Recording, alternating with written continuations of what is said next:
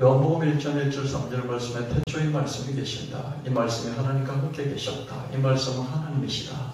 이 말씀이 태초에 하나님과 함께 있었고 만물이 이 말씀 때문에 지어가 되었다. 지은 것이 하나도 말씀이 없이는 된 것이 없다. 보세요. 말씀을 해놓고요. 말씀 여기를 그가 이렇게 말합니다. 영어로는 he이잖아요. 그죠? 말씀이면 말씀이 어떻게 인격처가 돼요. 그죠? 이 말씀은 대문자 말씀으로 우리가 내 입에서 나오는 이 말하고 또 다른 그런 말씀임을 알 수가 있습니다. 우주와 만물이 시작되기 전에 말씀이 있었다. 이렇게 말하잖아요. 이게 로고스인데요. 로고스가 우주 삼라만상의 기원이다. 이렇게 말하는 것이죠. 그죠? 이 말씀이 하나님과 함께 있었고, 그죠? 이 말씀은 하나님이신 것이죠. 이 말씀 우주 삼라만상을 창조하셨다. 이렇게 요한복음 1장 1절 말씀하고 있습니다. 여러분 창세기 1장 1절 태초에 하나님이 천지를 창조하셨다. 요한복음 1장 1절은 태초에 말씀이 천지 창조를 하셨다. 이렇게 말하고 있습니다. 요한복음 창세기 1장 1절은 하나님만 나와요. 근데 요한복음에는 하나님이 있고 그 옆에 또 다른 하나님으로서의 말씀이 있다는 거예요. 그렇죠? 그럼 창세기 1장 1절하고 요한복음 1장 1절의 차이는 뭘까요?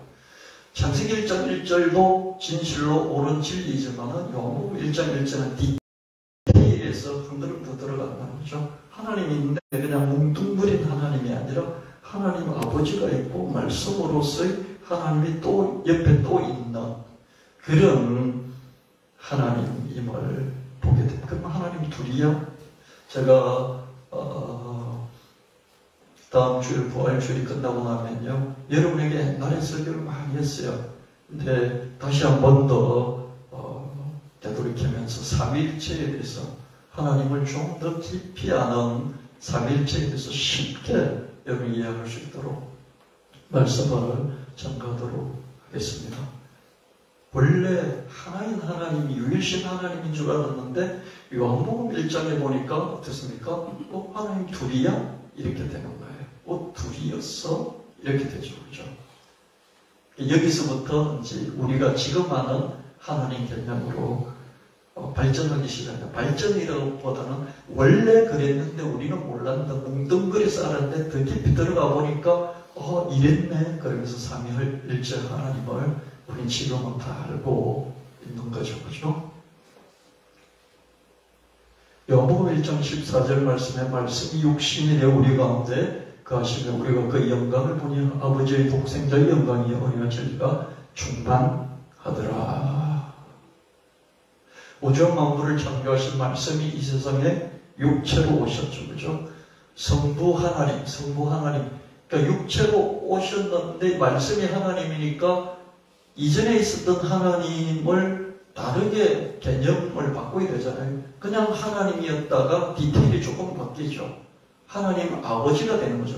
전에 있었던 이전에 창세기 1장 1절의 하나님은 요한복음 1장 1절로 와서는 어떻습니까? 성부 하나님으로 우리가 개념을 바꿔주는 거죠. 디테일이 구체적으로 달라지는 그래야 이해가 되니까요. 그죠? 그래서 성부 하나님 옆에 있었던 말씀이 천지를 창조한 이 창조한 천지의 말씀이 사람의 육체로 오셨다. 태어났다. 요한복음 1장 18절 말씀에 본래 하나님을 본 사람이 없어. 지금도 본 사람이 없고 아무도 본 사람이 없고 영원히 본 사람이 없고 우리가 천당에 가도 하나님의 본체를 다 본 사람이 있을까? 아무래도 아무도 못 볼 것이다. 영원 무궁토록 하나님 아버지의 본체를 아무도 볼 자가 없을 것이다. 느끼겠죠. 옆에 계신가 내가 그 안에 있는 거 느껴요. 그러나 그 얼굴을 볼 수 없고 그 전체를 볼 수 없는 그런 하나님이실 것이다.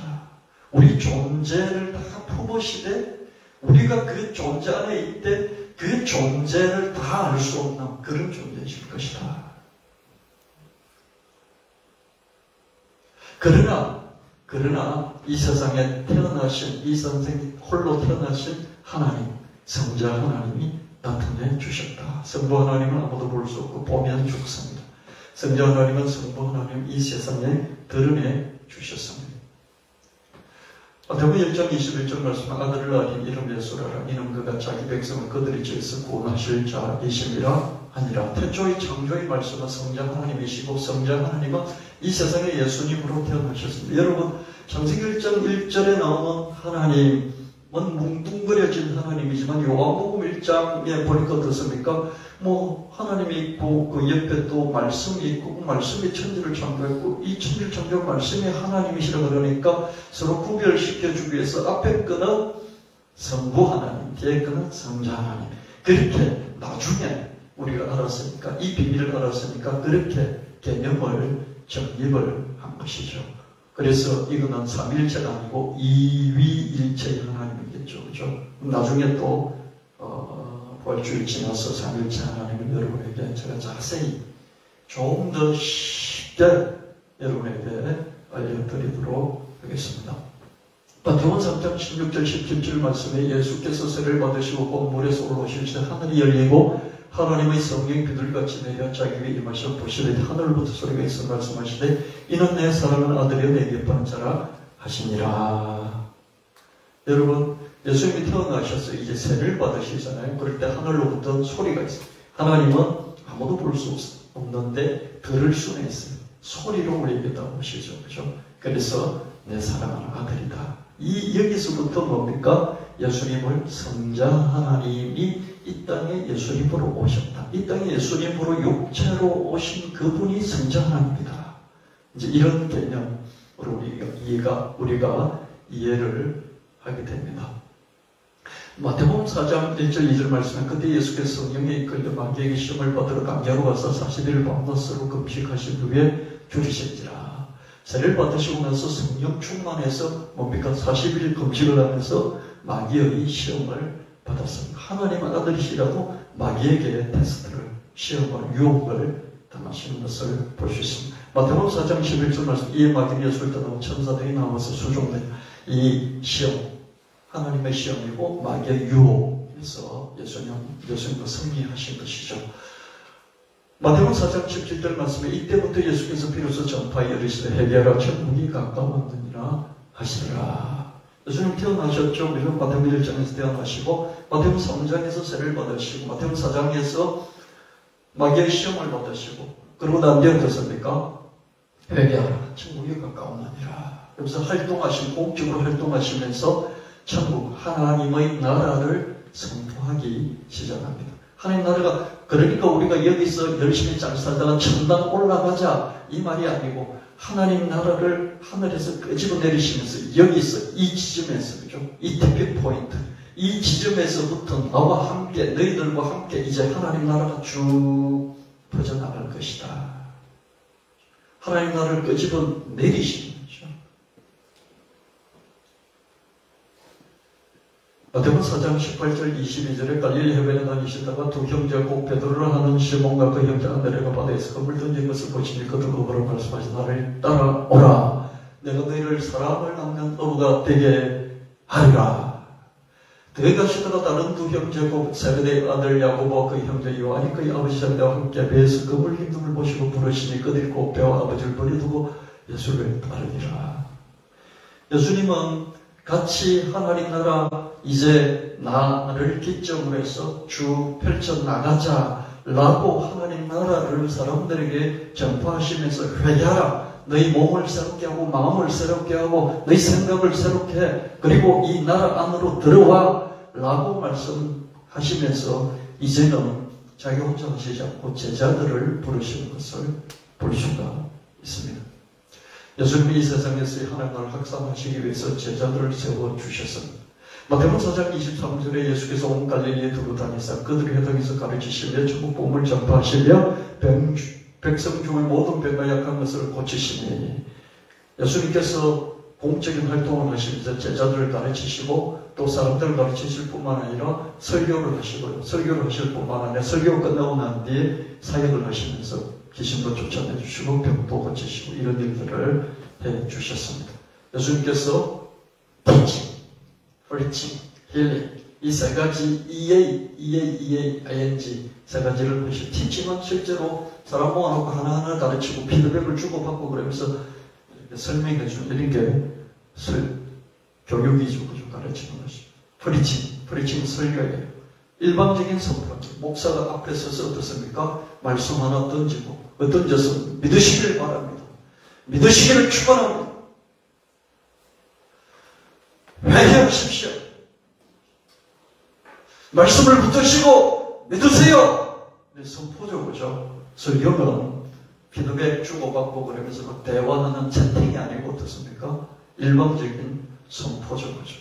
요즘 사람들 무리들 오면 하나님 나라 가까웠다. 회개하라! 이렇게 일방적으로 선포를 하셨습니다. 설교죠. 그죠? 힐링은 뭡니까? 교육도 아니고요. 또 선포도 아니고요. 그 사람 필요에 따라서 필요를 해결해주는 이런 사역이라고 볼 수 있죠. 예수님 이런 세 가지를 하셨습니다. 고린도서 5장 17절에서 그런 정도거든요. 그리스도 안에 있으면 새로운 피조물을 이전 것은 지나가서 보라 새 것이 되었다. 고린도서 5장 17절. 여러분 지난주에도 제가 계속 강조해서 말씀드렸죠. 여러분 이번 주 한 주간 동안 살아오시면서 고린도서 5장 17절 말씀 좀 기억하셨어요? 암송도 하셨어요? 그런 정도거든요. 그리스도 안에 있으면 새로운 피조물이라 이전 것은 지나가서 보라 새 것이 되었다. 한 번씩 멈추라 그랬죠. 그죠? 프로스펙티브. 현재 이 장소에서 최선을 다하는 것. 다 좋다. 과거를 해석하고, 미래를 향해서 나아가고, 그리고 현재 이 자리에서 최선을 다하는 것 다 좋다. 이거죠. 그러나 한 번씩 어떻습니까? 잠시 잠깐 증언을 해서, 그런 점 누구든지 그리스도 안에 있으면 새로운 피조물이라. 이전 것은 지나갔으니, 보라, 새 것이 되었다. 이 말씀을 암송하시면서, 그걸 믿는 거예요. 내가 새 것이다. 내 영혼력이 새 것이다. 내 인간력이 새 것이다. 내 인생이 새 것이다. 내가 하는 일이 새 것이다. 모든 것이 다 새 것이다. 내 되도록 지금 새 것이 된 게 하나도 없어요. 나이는 많아서 늙어가고 중국품이 되고 여기저기 삐끄덕거리고요. 갈수록 머리도 좀 유연성이 없고요. 머리도 더 자라기는 중단되고 더 뻑뻑해지고요. 몸도 새 것이 없고요. 더 뻑뻑해지고 그렇습니다. 근데 그런 점 누구든지 그리스도 안에 있으면 새로운 피조물이라. 이전 것은 지나갔으니 보라 새 것이 되었도다. 이걸 암송하면서 내 영혼력이, 내 환경이, 내 인생이, 내 하는 모든 것이, 나의 인간 관계가 지금 변한 것이 없을지라도 주님 안에 있으면 내가 새 것이다. 새 것이 되었다. 지금 새 것이 되고 있다. 이렇게 여러분들이 믿으시고 그리고 선언하시고 새 것이 되었다 하면서 여러분의 삶을 새롭게 돌아보시고 또 새롭게 시작하는 새로운 관점이 새로워지면 인간관계도 새로워지고 일도 새로워질 수 있습니다. 그렇게 여러분이 이 주신 말씀을 붙들고 자기 것으로 만들어 나가셔야 돼요. 하나님이 세상을 창조하시고 그 하나님이 사람이 되시고 그 사람이 어떻습니까? 하나님 나라를 우리에게 전파하시고 그리고 가르치시고 우리에게 설교하시고 그리고 또 어떻습니까? 고쳐주셨잖아요. 이 예수님 안에 있으면 모든 것이 새로워지고 가르쳐 주셔서 우리가 성령하고 설교를 받아서 우리가 믿고 삶의 문제를 해결해 나가고 또 어떻습니까? 하나님이 고쳐주신다. 예수님이 영혼력, 환경, 우리 인간관계 모든 것을 고쳐주신다. 힐링해 주신다. 이걸 믿어야 되고 그런 점 누구든지 그리스도 안에 있으며 새로 피조물이다. 이전 것은 지나갔다. 새 것이 되었다. 이것을 여러분들이 또 한 주간 살아가시면서 한 템포 또 잠시 멈춰서 그걸 암송하시고 이 암송한 성경 말씀을 믿으셨기 때문에 그대로 이루어진다. 그렇게 여러분들이 고백하시기를 바랍니다. 마태복음 18장 18절 말씀 진실로 내게 오늘 무엇이든 내게 땅에서 매면 하늘에서도 매일 것이요 무엇이든 땅에서 풀면 하늘에서도 풀리리라. 저도 일주일 동안 이 말씀을 또 연이어서 묵상을 했습니다. 예수님이 오셔서 주신 것이 있는데 그 주신 것을 내가 활용을 해야 되는데 활용하지 않고 자꾸 묵혀두는 걸 정몽 안에 넣어놓고 또 색을 자꾸 달라고 하는 이런 어리석은 신앙에서 유치한 신앙에서 좀 더 벗어나야 되겠다. 이미 내게 주신 것들이 있는데 주신 것들을 붙잡고 강력하게 그게 기름칠을 해서 거기에 다시 불을 붙여서 쓰려고 하는 이런 자세가 참으로 중요하다. 그런 생각을 자꾸 해봤습니다. 저도 젊을 때 자꾸 하나님 음성 듣고 싶고, 음성을 어제 들었는데 오늘 들려달라고 또 못 들려달라고 그러고, 내 스스로 듣기 힘드니까 사방 찾아가서 들으려고 하고, 물론 초창기 믿으면서 그런 건 필요하죠. 그죠? 근데 너무 그런 것에 집중하면 어떻습니까? 낭비가 너무 심하죠. 시간의 낭비가 너무 심합니다. 새 것을 자꾸 찾으면 낭비가 심해요. 이미 있는 것이 강력하게 쓸 수 있으면 그걸 강력하게 쓰는 것이 중요하죠. 물론 새 것이 나오면 새 것을 또 익혀나가야 돼요. 근데 우리에게 이미 강력한 걸 주셨어요. 마태복음 18장 18절 말씀, 진실로 너희에게 이르노니 무엇이든지 너희가 땅에서 매면 하늘에서도 매일 것이요 무엇이든지 땅에서 풀면 하늘에서도 풀리리라. 너가 내 안에 있으면 새로운 피조물 뿐만 아니라 너 안에 이 세상을 메고 푸는 본세까지 너에게 주었으니 너가 그걸 활용하라. 그러면 너가 하는 대로 하나님이 뒤따라 다니면서 다 수술해 주실 것이다. 이런 말씀이에요. 놀라운 거잖아요. 그래서 우리가 예수 그리스도 안에 있으면 예수 그리스도의 이름으로 내 영혼, 육의 환경, 인간관계, 일에 맺힌 것, 그렇죠? 눌린 것, 엉킨 것, 끊긴 것, 막힌 것, 다친 것, 갇힌 것, 그렇죠? 쪼그라든 것, 이런 것들 다 풀 수 있구나. 그런 생각을 하시고요. 여러분, 이 말씀을 믿고 한 번 했다고 여러분 인생이 확 바뀌지 않아요. 계속 하십시오. 저도 이 말씀을 제가 붙들고 많이 암송도 하고 선포도 했지만 되는 것도 있고 안 되는 것도 있더라고요. 그 되는 거 있으면 감사하고요. 안 되는 거 있으면 뭡니까? 도는 거. 말씀을 듣고 믿고 내가 내뱉고 고백하고 고백한 그 말씀을 붙들고 붙잡아서 그 말씀대로 따라가는 거죠. 진실로 너희에게 이르노니 무엇이든지 너희가 땅에서 매면 하늘에서도 매일 것이요 무엇이든지 땅에서 풀면 하늘에서도 풀리리라. 이렇게 마음으로 한번 암송하고 입으로 한번 이렇게 작게 고백해보고 내뱉어보고 내뱉은 그 말을 내가 딱 붙잡고 붙잡은 그 말씀이 쭉 달려가잖아요. 그럼 그 말씀을 따라서 내가 가는 거예요. 땅에서 매라고 그랬지 무엇이든지 뭐든지 매라고 그랬지 그거 내가 한번 배워볼까? 매는 거예요. 그 말씀을 내뱉었으니 그 말씀이 가잖아요. 가는 방향으로 가는 게 뭐예요? 매라고 그러잖아요. 그러니까 이건 내가 매어버려야 돼. 이거는 귀찮아. 나를 따라오면서 얼마나 방해하는지 몰라. 매어버려야지. 불안이 있다. 그렇죠? 불안함. 내 마음 깊은 곳에 불안함. 어디서 오는지 모르는 내 불안함. 예수 그리스도 이름으로 너를 매어버리노라. 매어질지어다. 이렇게 하시고, 그렇죠? 여러분에게 풀려야 될 것들이 있지 않겠습니까? 그렇죠? 왜 이렇게 돈이 안 풀린다? 그렇죠? 뭐 돈만 있겠습니까?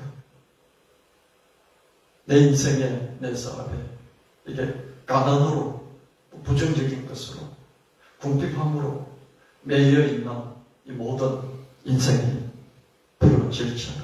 예수 그리스도로 명하노니 부러질지어다.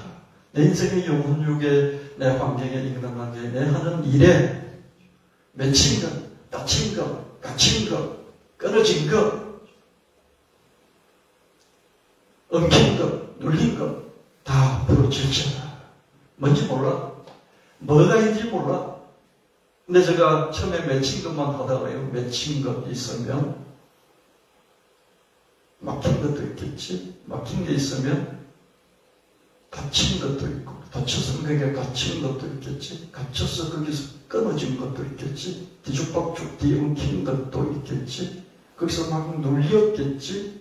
이렇게 생각하면서요. 이 모든 것들이 내 인생에서 부러질지어다. 여러분의 영혼 중에, 여러분의 인생에, 여러분의 하는 일에, 여러분의 인간관계에 맺힌 모든 것들이 다치고 갇히고 또 막힌 모든 것들이 뒤엉키고 끊어지고 눌린 모든 것들이 예수 그리스도 안에서 다 부러질지어다. 부러질지어다. 부러지기를 예수님 이름으로 축원합니다. 아멘.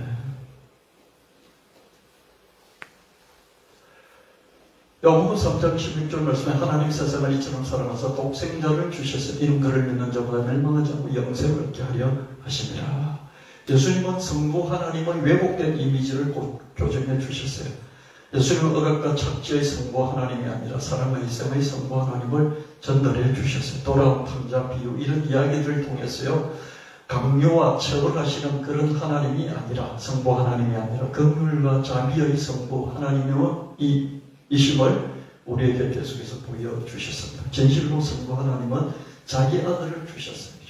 여러분, 구약에 있는 성부 하나님 보면요, 무섭고 막 그래요. 소돔 고모라가 불벼락을 내리고, 뭐 안 되면 그냥 새끼, 짐승 새끼까지도 막 죽여버리시고, 사람이 아니라 짐승 새끼까지도 죽여라 버리시고, 이런 하나님 보면 무서워요. 막 뭐 안 되면 강요하시고, 강요를 사람들이 안 되는 건 처벌, 엄벌을 내리시는 이런 구약의 하나님을 보면요, 무섭거든요. 그런 것들은 사람의 관점에서 하나님을 그때 무섭게 기록해 놓은 게 아닌가, 그런 생각이 들기도 해요. 그래서 신약의 관점에서 구약을 좀 바라보는, 좀 희석해서 바라보는 이런 시각도 필요하긴 해요. 근데 이 구약 성경을 자꾸 읽다 보면 어떻습니까? 하나님이 겁이 나서 두려워서 그냥 자꾸 믿어요. 자기 아버지가 자꾸 겁나는 거예요. 자기 아버지가 좋긴 한데 두려운 거예요. 자기 아버지가 한 번도 친구처럼 느껴지지 않는 거예요.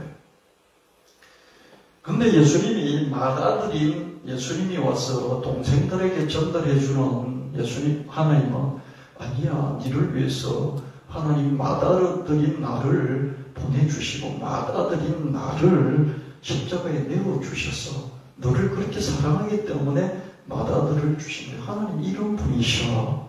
그러면서 그 당시에 모든 사람들이 갖고 있는 하나님 아버지에 대한 왜곡된 이미지, 그러니까 겁주고 두렵고 공포의 대상이고, 뭘 잘못하면, 뭘 율법들을 강요하고 강요한 거 못 지키면 딱 뒷덜미 붙잡아서 지옥불에 천업하는, 처벌하는 이런 하나님으로 두려워하고 있는 많은 사람들이 마음속에 있는 하나님에 대한 공포심을 걷어내 주신 이 일을 예수님 오셔서 하셨습니다. 할렐루야. 하나님이 직접 하실 수 있는데, 하나님이 아무리 선지자 보내서 해도 사람들이 마음에는 하나님에 대해서 두려움과 공포가 있거든요.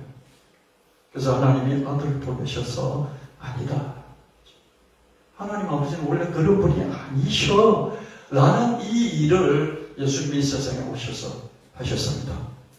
저와 여러분을 위해서 십자가에 못 박혀 돌아가시고 우리를 구원하신 이 일만 우리는 자꾸 생각을 하는데, 아무리 그게 좋아도요, 하나님 아버지에 대한 공포심, 하나님 아버지를 친밀하게 여길 수 있는 모든 걸 방해하는 하나님 아버지에 대한 왜곡된 이미지, 억압과 착취가, 자꾸 헌금 내라 그러고, 자꾸 예배 열심히 하라 그러고, 성경 읽으라 그러고, 또 교육받으라 그러고, 전도하라 그러고, 교회에 와서 여러분 자유함을 얻기 보면 처음에 거듭날 때만 자유함했어요.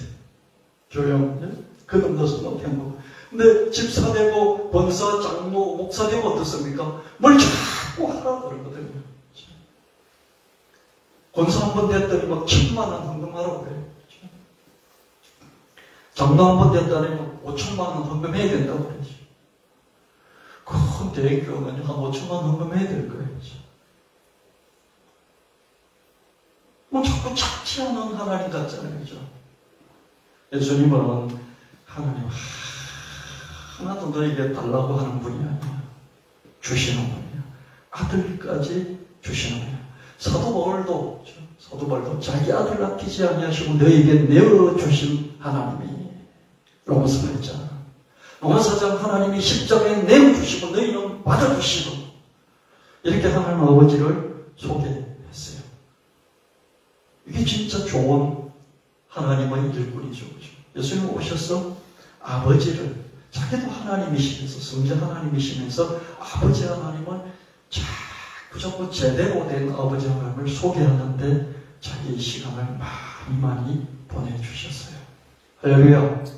그래서 우리는 예수님이 전해주신 이 하나님을 진짜 하나님으로 자꾸 우리 내면에 이 하나님을 이렇게 세워나가야 되는 이런 과제가 있습니다.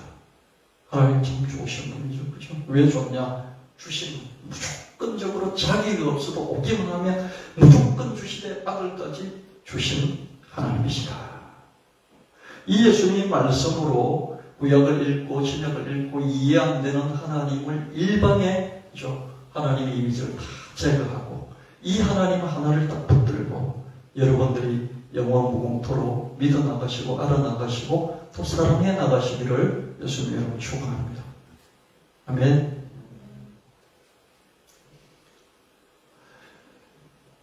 마태복음 26장 26절 28절 그들이 먹을 때 예수께서 떡을 가지자 축복하시고 떼어져 저들에게 주시며 이르시되 받아 먹으라 내 몸이다. 너희가 다 이것을 마시라. 이것은 제 삶을 얻게 하려고 많은 사람이 흘리는 바 나의 피고 언약한 피다. 예수님은 믿고 따른 자들에게 살과 피를 주셨습니다. 살은 영생의 떡이죠. 그죠? 피는 제 삶을 얻게 하죠. 예수님도 아버지를 닮아서 아버지는 달라달라하지 않고 주셨잖아요. 가장 귀한 자기 아들요. 예수님 어떻습니까? 달라달라하지 않고 자기의 가장 귀한 살과 피를 주셨습니다. 이 예수님이 하신 일이죠. 하신 일을 계속 살펴보고 있습니다. 마가복음 14장 62절 64절 말씀 예수께서 이르신 내가 그니라. I am, He is. 내가 그니라. He is. 이걸 직접 합법으로 바꾸면 I am. 성경은 자기 자신을 하나님이 하나님 자신을 정의할 수가 없어요. 정의는 그 위에 있는 누군가가 내려주는 게 정의죠. 아버지가 아들을 정의하기 위해서 아들의 이름을 지어줘요. 이한솔 차지민. 이름을 위에 있는 존재가 정의를 내려주는 이게 이름이죠. 하나님은 자기 위에 누군가가 없기 때문에 자기 이름을 자기가 정의 내릴 수 없어요. 그래서 모세가 이름 가르쳐달라고 하니까 뭐라고 그랬습니까? 하나님이 모세가 자기 이름 물어보니까 하나님 뭐라고 대답하셨어요? 여러분 들으세요? 하나님 뭐라고 대답하세요? I am. 난데 그냥 이렇게 말씀하세요. 자기 이름이 없어요. 하나님 이름이 없어요. 여호와 이건 해석을 해보면 난데 이런 뜻이에요.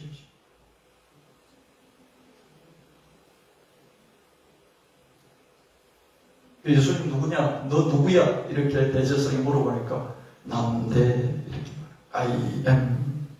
그걸 감정화법으로 바꾸면 He is. 인자가 금동자의 우편에 앉아있는가 하늘 구름 타고 오는 것을 너희가 볼 것이다. 그랬던 대제사장이 자기 옷을 찢으며 이르되 우리가 더 정의를 어찌 요구하리요? 신성모독하는 말을 너희가 들었도다. 어떻게 생각하니? 사형에 해당한 자로 다 정죄를 했다. 예수님 종교적인 제명은 신성모독지가 하나님이라고 그러고 하나님 아들이라고 하나님 보좌 우편에 앉는다 그러고 구름 타고 온다 그러고 자기가 He is 하나님에게만 해당되는 He is 나다. 그렇게 모세 때에 비로소 모세를 만나시면서 I am 나는 나다. I am 여호와 이렇게 밝혀주신 그 이름이 자기에게 적용을 하니까 신성모독이죠. 종교적으로는 신성모독죄로, 정치적으로는 마태복음 15장 25절 26절 예수님 제명이 적힌 적혀있는 유대인 왕이라고 쓰여 있었다. 그 당시 로마 황제의 통치에 있었지 않습니까? 식민지 분봉왕이 있었고요. 식민지 왕이 있었고요. 그리고 로마 황제가 전 세계를 통치하고 있었어요. 근데 자기가 자꾸 유대인 왕이다 그리스도다. 하나님이 기름으로 세워주신 왕이다. 자꾸 그리스도 왕이잖아요. 이 왕이 따로 있는데, 법적인 왕이 따로 있는데 자꾸 물이 대고 다니면서 왕이다. 하나님 나라, 킹덤 오브 갓, 하나님 나라, 내가 왕이다. 그렇게 말하면 어떻습니까? 완전히 반역죄인 것이죠. 로마 황제에 대한 직접적인 제1의 반역죄입니다. 그래서 종교적으로는 신성모독죄, 하나님의 신성모독죄, 정치적으로 로마 황제에 대한 반역죄로 몰려서 십자가형을 당하셨습니다. 예수님 오셔서 하신 일이죠. 그렇죠? 요한복음 10장 17절 18절 말씀 내가 내 목숨을 버린 것은 그것을 내가 다시 얻기 위함이 이로 말하면 아버지께서 나를 사랑하셨는데 이를 내게서 빼앗는 자가 있는 것이 아니라 내가 스스로 버리노라. 나는 버릴 것도 있고 다시 얻을 건세도 있다.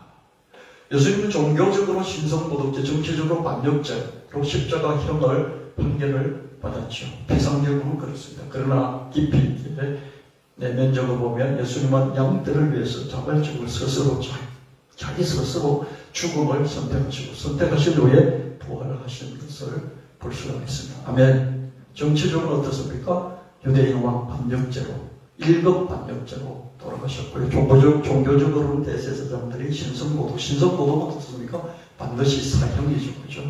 그래서 돌아가셨습니다. 그러나 내면적으로 보면 어떻다고요? 예수님이 스스로 죽음을 선택하셨다. 나는 선한 목자로. 선한 목자는 양들을 위해서 목숨을 스스로 내어놓는다. 할렐루야. 예수님은 스스로 하십니다. 겉으로 보면 예수님을 안 믿는 사람도 그냥 정치범이에요. 종교범이에요. 종교확신범이에요. 근데 깊이 있게 보면 예수님이 직접 선한 목자다. 선한 목자는 양들을 위하여 자기 목숨을 버린다. 버리되 강제적으로 빼앗겨서 버린 것이 아니라 내가 어떤 환경 속에서 자발적으로 버린다. 자발적으로 버리되 자살을 하면 안 되니까, 그죠? 자살을 하면 안 되니까 그 환경 속에서 자기가 스스로 선택하신 것을 보게 됩니다. 요한복음 19장 37절 말씀에 예수께서 진보도를 받으신 후에 이르시다 이루다 하시고 벌을 죽이지 영원히 떠나가시니라. 태초에 창조의 말씀은 성자 하나님이셨고 성자 하나님이 이 세상에 예수님 오셨죠. 예수님 오신 그 예수님 육신을 입으신 성자 예수님이시죠. 이 예수님 다 이루시고 실제로 육체가 죽임을 당하셨습니다. 마가복음 16장 5절 6절 말씀에 모둠에 들어가서 흰옷을 입은 한 청년이 우편한 녀석을 보고 놀라며 청년이 놀라지 말라. 너희가 십자가에 못 박히신 나사렛 예수를 찾나무라. 그가 살아나셨고 여기 계시지 아니하니라. 예수님 무덤에서도 부활을 하셨습니다. 자기 목숨을 버리시고 또 자기 목숨을 얻으신 거지. 누가? 자기가 자발적으로 하나님 안에서 그렇게 하셨다. 사도행전 8장 9절 말씀 오직 성령에게 마시면 내가 권능을 받고 예루살렘 온 유대와 사마리아 땅끝까지 내 증인 되리라 하시니 이 말씀 마치고 그들 보는데 올려서 가시니 구름이 그를 가려 보이지 않게 하더라. 예수님 부활하시고 또한 하늘로 올라가셨죠. 베드로전서 3장 20절 말씀 그는 하늘에 오르사 하나님 우편에 계시니 천사들 권세들 능력들이 그에게 복종하느니라. 승천하시고 승천해서 하나님 보좌 우편에 앉으셨습니다. 근데 우편에 앉으셨다는 것은 뭐예요? 원래 하나님 보좌 우편에 하나님과 함께 계신 말씀이셨지만 지금 어떻습니까? 예수님으로 내려오신 예수님 올라가시니까 이전에 태초의 말씀은 하나님 보좌 우편에 계셨지만 어떻습니까? 말씀이셨는데 지금 어떻습니까? 예수 그리스도라는 시공간, 인간의 시공간에 태어난 육체를 가지신 그 예수님으로 하나님 보좌 우편에 계신 성자 하나님이시라는 거예요. 그렇죠? 성자 하나님이 시공간에 얽매일 수 없잖아요. 그렇죠? 근데 어떻습니까? 지금은 시공간을 통과한 그 예수님이 성자 하나님의 모습으로 하나님 보좌 우편에 계신 그런 성자 하나님으로 탈바꿈이 된 것이죠. 아멘. 그래서 여러분 속지 말아야 됩니다. 예수님 이 세상에 재림하셔도 반드시 예수님 그 모습으로 성자 하나님 오시지 그냥 영으로 오셔서 누구 육체 안으로 쑥 들어가가지고 내가 성자 하나님이야 그런 말 안 하십니다. 그런 말 하는 사람 전부 다 누구라고요? 교주들이, 사이비 이단 교주들이 그런 말. 예수님은 절대로 영으로 오셔서 여러분 마음속으로 들어가서 내가 예수다 이렇게 하시지 않고 오시되 어떻게 하면 오시되 반드시 오시면은 육체를 가지신 예수님 성자 하나님으로 오신다. 태초의 말씀은 뭡니까? 말씀을 계셨지만 그게 성자 하나님이시지만 그 성자 하나님이 이제 육신이 돼서 인간으로 오시고 인간으로 오신 예수님 다시 하늘로 올라가셨기 때문에 지금의 성자 하나님, 말씀의 성자 하나님이 아니라 어떻습니까? 육신을 가지신, 부활하신, 육체를 가지신 예수님이시다. 하나님 아들이시다. 그렇게 믿으셔야 됩니다. 이제는 역사를 통해서 역사를 갖고 하나님 보좌 우편에 앉아 계신 역사성이 있는, 실제성이 있는 이 지구에서 살았던 경험을 갖고 계신 그런 성자 하나님으로 계시지 그분이 영으로 계신 게 아니다. 여러분들이 이 부분을 확실하게 붙잡고 믿으시고 이 진실을 가지고 이 진리를 가지고 다르게 말하는 이단 교주 사이비들을 전부 다 분별해 내시기를 예수님이 축원합니다. 지 몸 안으로 예수님이 영으로 오셨다고 말하는 모든 가짜들을 여러분들이 밝혀내시고 가짜라고 말할 수 있어야 되고 그 가짜에 속지 않는 그런 주변 사람들이 되도록 여러분들이 파수꾼 역할도 해야 할 것입니다. 데살로니가 전서 4장 16절 주께서 우리가 천사의 소리와 하나의 나팔 소리 치니 하늘로부터 강림하시니 그리스도 안에 있는 안에서 죽은 자들이 먼저 일어나고 예수님은 이 세상에 재림하실 것입니다. 요한계시록 19장 15절 16절 말씀 그 입에서 예리한 금이 나온 것으로 만국을 치댔고 그 옷과 그 다리에 이름 쓴 것이 있으니 만왕의 왕이 만주의 주라. 예수님이 이 세상에 오셔서 재림하셔서 심판하실 것입니다. 오실 때 어떻게 오신다고 영은 오시지 않고 말을 타시고 천사들 보니까 천사들 보령과 천사들을 대동하시고 육체를 가지시고 육체가 예수님 당시의 육체하고 조금 더 다른 훨씬 더 영광스러운 그런 육체를 갖고 오시겠죠. 그죠? 그러면서 천하만국을 심판하신다. 요목 6장 47절 48절 말 진실로 진실로 내게로 내 믿는 자는 영생을 가졌나 내가 이 도 생명의 떡이니라. 예수님 믿는 사람들에게 영생을 주십니다. 로마서 8장 29절 말씀에 하나님께서 미리 아신 사람들이 미리 예정한 사람들 미리 선택한 사람들이 예수를 믿는 사람들이 자기 아들의 모습을 닮게 하시려고 이 사람들을 예정하시고 선택하시고 부르시고 믿게 하시고 예수 그리스도가 많은 성도들 가운데 이 믿는 사람들 가운데 맏아들이 되게 하셨다. 이 비밀을 사도 바울을 통해서 우리에게 주셨습니다. 여러분 우리가 예수를 믿는 것이 제사함을 받고 어떻습니까? 영생을 얻고 여기서 그치지 않고 하나님이 예수 그리스도를 통해서 하나님의 아들을 닮아 나가다. 그 아들이 세상에 오시는 것을 우리가 배우고 알므로써 우리도 조금이라도 그 예수를 닮아서 예수가 한 것처럼 우리도 해나가도록 하는 그런 예수님의 점점 조금씩 닮아가는 하나님의 둘째 아들, 셋째 아들, 넷째 딸, 다섯째 딸, 동생들이 되도록 이렇게 만드셨다. 그렇게 말씀하십니다. 할렐루야. 여러분의 제사함과 여러분의 구원과 여러분의 영생을 넘어서서 거기서 야 여러분이 살아 그러면서 내가 노다지 풀어놓는 것으로 끝나지 않고 저 천당에서 어떻습니까?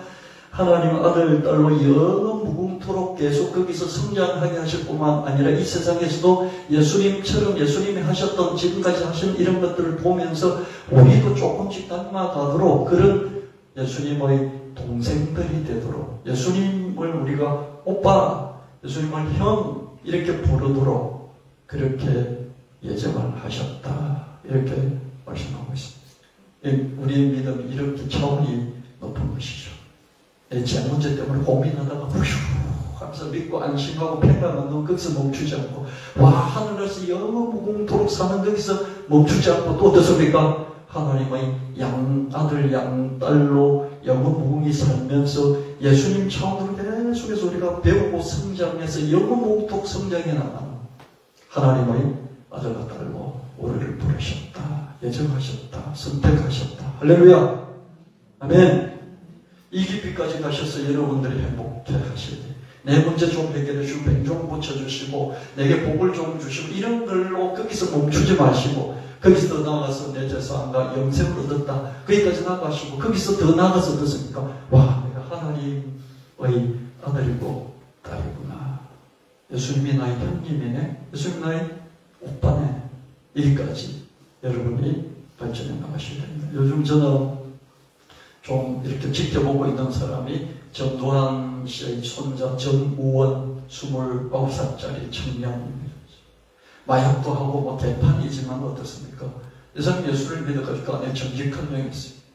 정직한 영이 있어가지고 자기가 알고 있는 이 진실을 자기 혼자서 감당할 수 없어서 그걸 사람들한테 공개적으로 고백을 하는 거예요. 성령이 역사하지 않으면요 이걸 할 수가 없어요. 할 수가 없어요. 그냥 하나님과 1대1로 고백하고 제사함을 받고 눈물 흘리고 끝내버리고 말죠. 근데 자기가 모든 짐을 짊어지고 사람들 앞에서 매를 맞는 것을 보게 되는 거죠. 근데 이 성령의 역사심이 저는 전우원이라는 청년을 통해서 나타나는 것을 보면서요. 이 사람이 예수님의 길을 가고 있구나. 예수를 믿는 사람이구나. 마약을 한 마약사거든. 형편없죠, 그죠? 근데 그 안에서 이 사람을 통해서 성령이 역사하시는구나. 이 젊은이를 통해서 수십 년 동안, 그죠? 수십 년 동안, 1980년부터 시작된 20년, 40년, 43년이 됐죠. 그죠? 이광주 항쟁으로 목숨을 잃은 많은 유족들의 마음을 하나님 어루만지시는 것을 보게 됩니다. 이 사람이 나이가 들면 후회할지도 몰라요. 근데 지금 강력하게 역사에서 다 드러내는 거죠. 저도 젊을 때를 되돌아보거든요. 젊을 때, 청년 때, 성령 충만했을 때 저희 모든 허물들을 막 고백하고 다녔거든요. 공개적으로 사람들 없어 막 고백하면서 다녔던 그런 기억이 났어요. 이 청년에게 계속 성령께서 역사하셔서 마약으로부터도 또 자유하게 하시고 자기다운 삶을 살아서 많은 이 상처받은 사람들에게 조금 더 위로가 될 수 있게 되기를 저는 바라고 또 응원을 합니다. 예수 믿는 영생 얻는 많은 사람들의 맞이가 되신 예수님이시죠. 그렇죠? 우리는 하늘 패밀리의 구성원이 됐다. 그래서 여러분이 예수님 앞에 살아갈 때 감사해야 될 것이요. 돈 좀 많이 벌게 해주고 내가 구하는 문제를 해결해 주시고 이 차원을 좀 넘어서서죠. 내가 하나님의 가족 구성원이 되구나. 그래서 감사할 수 있는 여러분 되시기를 예수님 축원합니다. 이게 손에 잘 안 잡히기 때문에 이런 것 때문에 감사하는 마음 우리가 없어요. 그래도 요거까지 한번 생각이라도 해보는 여러분 되시기를 예수님 축원합니다. 또 이 우리에 들지 아니한 다른 양들이 내게 있어 내가 인도해야 할 테니 그들도 내 음성을 듣고 한 뿌리 어디 한 목적이 있으리라. 요한복음 10장 16절 말씀. 이 모든 복음 진리, 지금 태초의 말씀이 창조하시고 인간이 돼서 하나님 나라를 선포하고 그리고 가르치시고 또 선포하시고 고쳐주시고 제자들을 세우시고 그리고 자기 몸과 피를 내어주시고 다 이루시고 그리고 부활하시고 성천하시고 하는 보좌우편에서 재림하시고 또 이 세상을 심판하시고 이 모든 예수님 누구시냐 예수님이 하시는 일이 무엇인지를 쭉 살펴봤잖아요. 이게 복음의 진리, 이 복음의 이 복된 소식을 어떻습니까? 모르는 사람들이 있어요. 모르는데 그 사람은 하나님 안에서 창세전에 예정되고 선택된 하나님의 아들, 딸로 먼저 하나님이 예정하고 선택한 사람들이 있어요. 할렐루야. 이 사람들이 어떤 형태든지 아직 예수님을 몰라요. 아직 예수님을 찾아오지 않아요. 자기 고집 부리고 자기 인생 경험 내세우면서 하나님께 못 놓고 있어요. 예수님의 지금 이 양의 우리에 들지 아니한 다른 양들이 있는데 아직 복음을 몰라요. 이 예수님을 잘 모른다고요. 속에서 이 사람들도 교회로 데리고 와서 교회에 구성이 되어서 재산과 영생을 넘어서 하나님의 가족의 패밀리가 되게 하는 이 일에 우리가 헌신해야 될 줄 믿습니다. 믿고 세례를 받으면 하나님의 패밀리가 될 것이고 그걸 거절하면 하나님이 정죄하실 겁니다. 왜 안 했니? 그러면서 물어보실 거예요. 그러니까 물어보는 것은 우리 책임이 아니에요. 하나님이 하실 거예요. 믿고 오는 것까지도 우리 책임이 아니에요. 세례 받는 것까지도 우리 책임이에요. 우리 단지 전하면 되고 전해서 오게끔만 하면 되고 와서 정착하고 믿는 것은 그 사람 책임이고 성령께서 하실 거예요. 할렐루야. 그래 여러분이 자유하게 예수님 하나님을 전하고 예수님을 전할 수 있어요. 그 결과에 대해서 여러분 책임질 필요가